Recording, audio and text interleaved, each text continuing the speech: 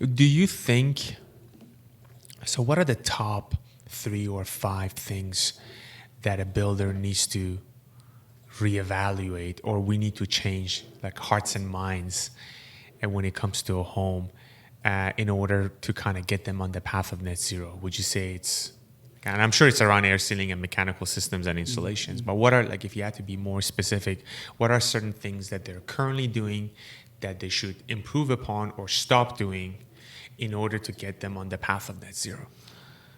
I think the first thing for someone to actually get into net zero from like a typical OBC package, it's the mindset. Right. First thing is mindset, because if you don't change the way you're thinking, then it's hard for you to achieve a different result, right? That's what Einstein says, right? You can't keep doing the same thing and expect a different result. So that's really important.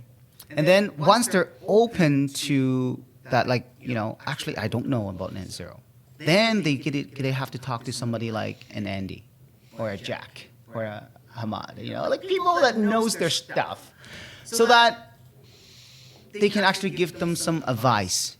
And then they can evaluate whether or not they wanted to keep doing this, or they say, you know what, I'm happy with what I'm doing right now, and when the time comes, I'll just do something else.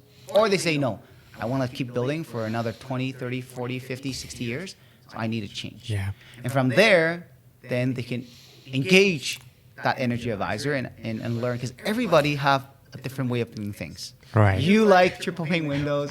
Jack doesn't. I'm sure Andy have his opinion on stuff as well. Oh, he's so pro triple. Right? So Andy, he has dedicated multiple slides in his advanced building knowledge to that. But you know what? Going back to that, my philosophy has been small wins matter. And you have to get your foot into the door and create a common ground to start the conversation with the builder. And what better place to start than, hey, let me save you some money. Yeah. And that's a great pickup line, man. You want to pick up a builder? That's how you pick them up. And I think that's where it starts. I feel like the minute you come in, and I think what you're saying is absolutely important. It just hasn't worked for me. The minute I come in with comfort, green, like Ahmed, thanks, but no. Leave your PowerPoint. Fluffy stuff for the builder. Leave your PowerPoint slides on the table. Yeah. We'll call you later. Yeah. Versus, oh, are you guys doing that? Did you know that you could do this? And that's the net savings. Yeah. And they're like, all right, I'm willing to give you 5 more minutes. Yeah.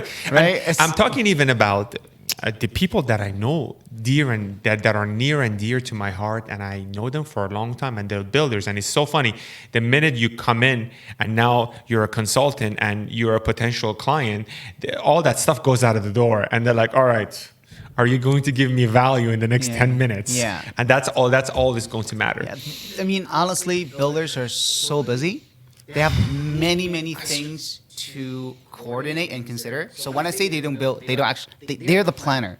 And to think and plan, that is the toughest exercise you can do in your life. A lot of people act like they're very busy. That's because they want to avoid thinking. To be a thinker, it takes a lot of energy. Why do you think Steve Jobs is so skinny? Right. He's a thinker. Right. It takes a lot of energy, right? Yeah. There's other reasons why, but I'm just saying in general. So they don't have time to waste. You tell me something that's valuable, then you have my ears for another 5 minutes. And honestly, money is one thing that's very sensitive to them. So huge. Time and money. I think those are the 2 pillars that they're constantly. And I think also understanding the parameters of how they build things currently, and then what are those quick win pivots that they can do where you're still within their area of expertise and comfort as it pertains to change while delivering savings. That's right. There you go, man. I mean, that's the best sales pitch ever. I'm hired. You're hired. Okay. You're hired. I've been pitching this. I've been practicing for this interview for the past 10 minutes.